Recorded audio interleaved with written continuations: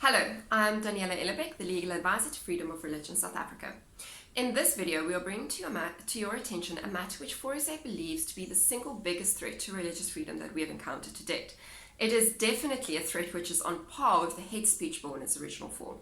And as we explain in this video, it is critically important that you take action now as a first step to ensure that in due course your voice will be heard. Now, what is this threat? It is the Department of Justice's proposed amendments to the Promotion of Equality and Prevention of Unfair Discrimination Act. Now, the proposed amendments come in the form of an amendment bill, and the Department of Justice published this amendment bill for public comment just before the Easter weekend on the 26th of March. Now, the closing date for comments is the Wednesday, the 12th of May. Now, this bill is a big threat because, amongst other things, it proposes to amend the definitions for both equality and unfair discrimination, as well as radically extending liability. So much so that, in terms of this bill, an employer would be liable if their employee discriminates against someone, even if the employee didn't intentionally discriminate, or if the employer didn't even know about the discrimination. Now, what 4SA has done is that we have already written to the department to ask for an extension and have been granted an extension until the 30th of June.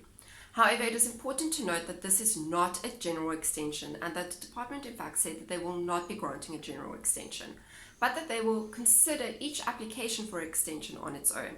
As such, 4SA would encourage you to write to the department, the contact details of which will be available on our website and on our Facebook page, and ask them for an extension to allow you to properly formulate a submission and send it to them in due course. Now, what 4SA will be doing going forward is we will be meeting with other legal experts, both nationally and internationally, as well as academics to get their best thinking on this bill, so that when we collect, distort, and summarize all of these inputs, we will have the best thinking on the possible consequences of this bill, whether intended or not, as well as the threat that the bill poses to religious freedom.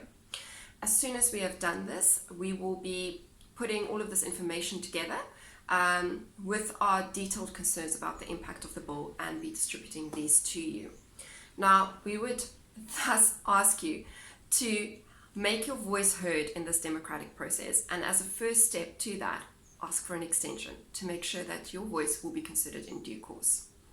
Again, thank you for supporting the work that 4SA does.